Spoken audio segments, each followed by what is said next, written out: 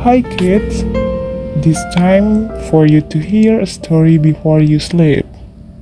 Okay, now get into a comfortable position and we will start the story. Cerita kali ini berjudul Si Kancil dan Siput. Pada suatu hari yang cerah, Kancil sedang berjalan dengan santai di pinggir sungai. Di sana, ia bertemu dengan Siput yang bergerak merangkak dengan lambat. Kancil lalu datang menghampiri Siput dengan langkah yang angkuh. "Hai Siput," kata Kancil dengan sangat sombong.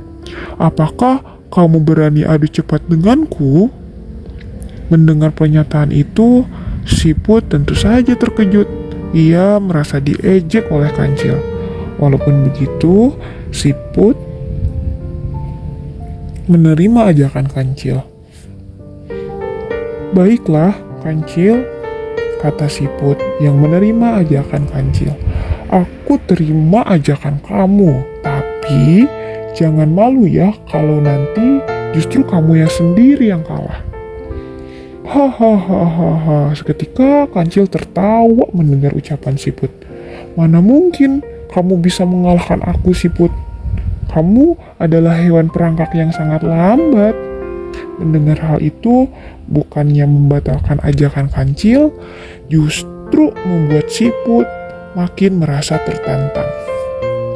"Baik, tentukan saja kapan kita akan berlomba." "Hari Minggu besok di sini," kata Kancil.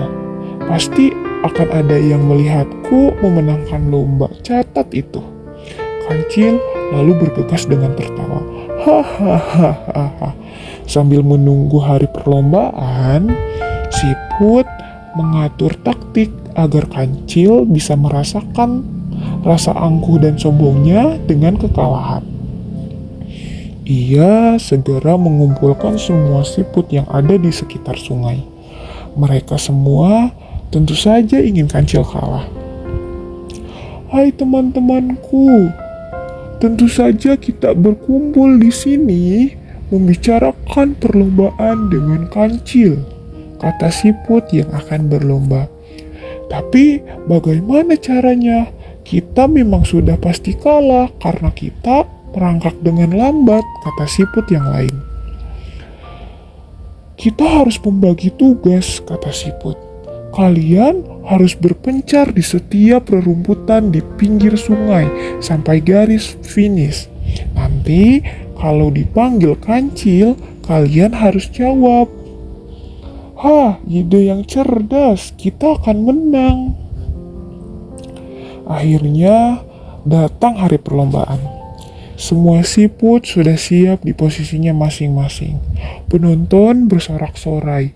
Ada yang mendukung Kancil, ada juga yang mendukung Siput.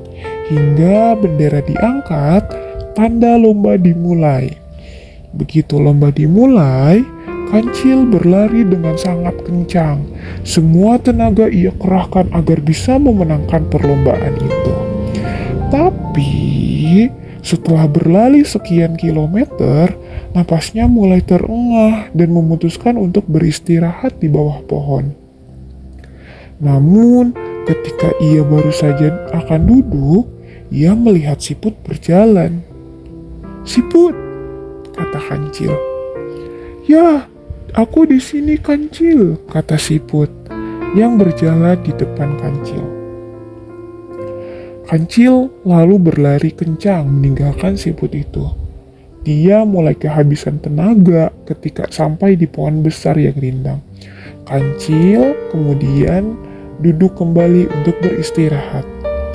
Tapi Siput datang melewatinya. "Siput," kata Kancil. "Ya, aku di sini Kancil." Begitu seterusnya. Yang terjadi hingga Kancil kelelahan dan Siput memenangkan perlombaan. Sesampainya di garis finish, Kancil mengakui kekalahannya. Sementara Siput yang memenangkan perlombaannya hanya tersenyum tipis. Siput tidak merayakan kemenangannya dengan berlebihan.